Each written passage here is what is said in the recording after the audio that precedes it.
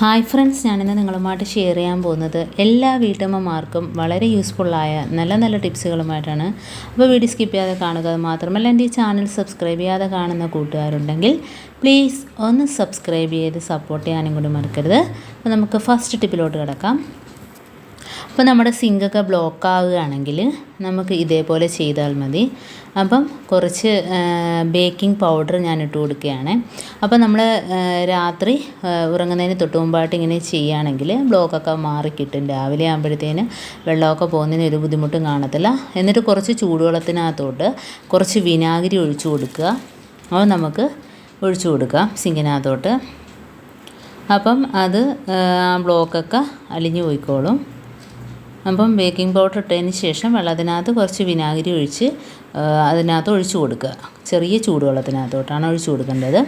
നമുക്ക് അടുത്ത ടിപ്പിലോട്ട് കിടക്കാം. അപ്പോൾ നമ്മൾ കിഴങ്ങൊക്കെ ചീത്തയാകാതിരിക്കാനായിട്ട് വെളുത്തുള്ളി ഇട്ട് കൊടുക്കാറുണ്ട്. എന്നാൽ വെളുത്തുള്ളി ചീത്തയായി പോകും. അതിന് എന്താ ചെയ്യുമെന്നുള്ള ടിപ്പാണ് ഞാൻ കാണിക്കുന്നത്. അപ്പോൾ നമ്മൾ ഇതേപോലെ കിഴങ്ങ് ചീത്തയാകാതിരിക്കാൻ വേണ്ടി ഇട്ട വെളുത്തുള്ളി കണ്ടോ, കുറേ നാളാകുമ്പോഴത്തേന് ഇതേപോലെ കേടായിട്ട് പിന്നെ ഒരു ഉപയോഗവും ഇല്ലാതെ അങ്ങ് ചീത്തയായിപ്പോവും. അപ്പോൾ നമുക്ക് വെളുത്തുള്ളി കേടാകാതെ എങ്ങനെ സൂക്ഷിക്കാം. അതുമാത്രമല്ല, കിഴങ്ങിൽ കുറച്ച് വെളുത്തുള്ളി മാത്രം ഇട്ട് കൊടുക്കുക. അപ്പോൾ വെളുത്തുള്ളി ഇതേപോലെ ഒന്ന് തട്ടി കൊടുക്കുകയാണെങ്കിൽ എല്ലാം ഇതളായിട്ട് ഇളകി വരും. പിടികല്ലുണ്ടെങ്കിൽ ഇതേപോലെ ഒന്ന് തട്ടി കൊടുത്താൽ മതി. അപ്പം എല്ലാം ഇതേപോലെ കണ്ടോ, വളരെ ഈസി ആയിട്ട് നമുക്ക് ഇളക്കിയെടുക്കാൻ പറ്റും. എന്നിട്ട് നമുക്ക് ഇതേപോലെ ഇളക്കിയെടുക്കുക കണ്ടോ. എന്നിട്ട് നമുക്ക് കുറച്ച് അരിക്കകത്ത് ഇത് ഇട്ട് വയ്ക്കുക. അങ്ങനെ ആകുമ്പോഴത്തേനും വെളുത്തുള്ളി നമുക്ക് കേടാകാതെ എത്ര നാൾ വേണേലും സൂക്ഷിക്കാവുന്നതാണ്. അപ്പോൾ കുറച്ച് അരി ഇതേപോലെ പാത്രത്തിനകത്ത് എടുത്തിട്ട് നമ്മുടെ വെളുത്തുള്ളിയുടെ അല്ലികൾ അരിക്കകത്ത് ഇട്ട് കൊടുക്കുക. അപ്പം വെളുത്തുള്ളി എത്ര നാളായാലും കേടാവില്ല. അതേപോലെ കിഴങ്ങ് കേടാകാതിരിക്കാൻ വേണ്ടി ഇട്ട് കൊടുക്കുന്ന വെളുത്തുള്ളി കുറേ നാളാകുമ്പോഴത്തേനും അത് ചീത്തയായിപ്പോവും. അപ്പം അത് കുറച്ച് മാത്രം ഇട്ട് കൊടുക്കുക. ബാക്കിയുള്ള വെളുത്തുള്ളി ഇതേപോലെ ആക്കി സൂക്ഷിക്കുകയാണെങ്കിൽ എത്ര നാൾ വേണേലും കേടാകാതെ ഇരിക്കാവുന്നതാണ്.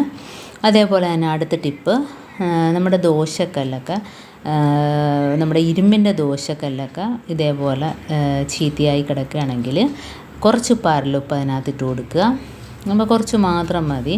പരലുപ്പിട്ട് കൊടുത്തതിന് ശേഷം നമ്മുടെ കയ്യിൽ ഇതേപോലെ കോട്ടൻ്റെ തുണി ഉണ്ടെങ്കിൽ ഇതേപോലെ ആ ഉപ്പ് വെച്ചൊന്ന് റബ്ബ് ചെയ്ത് കൊടുക്കുക. അപ്പോൾ എല്ലാ ഭാഗത്തും ഇതേപോലെ ഒന്ന് റബ്ബ് ചെയ്ത് കൊടുക്കുക. അപ്പോൾ നമ്മളെപ്പോഴും ഡിഷ് വാഷും അതും ഇതൊക്കെ ഉപയോഗിച്ച് തേച്ച് എഴുതുന്നതായതുകൊണ്ട് കല്ല് ചീത്തയാകാനൊക്കെ സാധ്യതയുണ്ട്. അപ്പോൾ ഇടയ്ക്കൊക്കെ ഇതേപോലെ ഒന്ന് ചെയ്ത് കൊടുത്താൽ മതി. അപ്പോൾ പരലുപ്പ് തന്നെയാണ് നല്ലത്.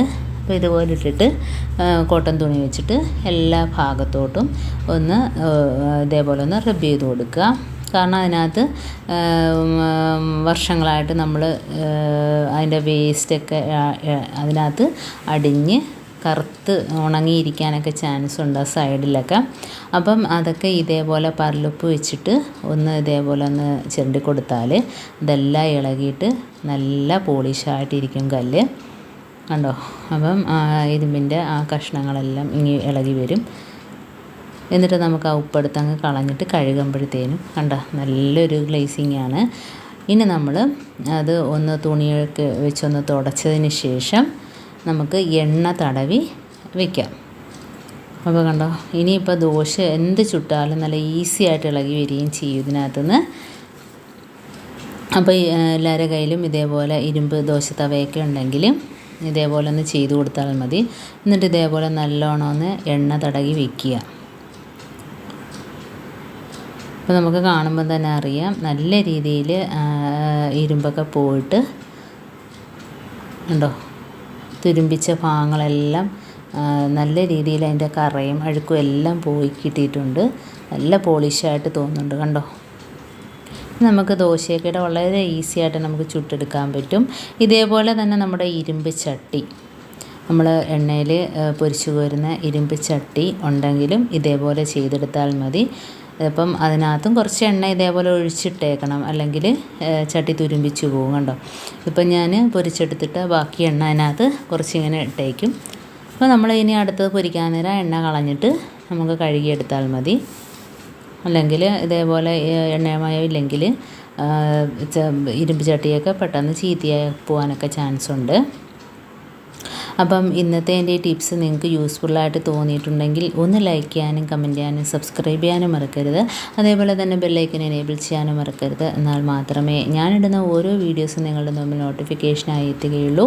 അപ്പോൾ ഇനിയും നല്ല നല്ല ടിപ്സുകളുമായിട്ട് വീണ്ടും കാണാം. അതുവരേക്കും താങ്ക്സ് ഫോർ വാച്ചിങ്.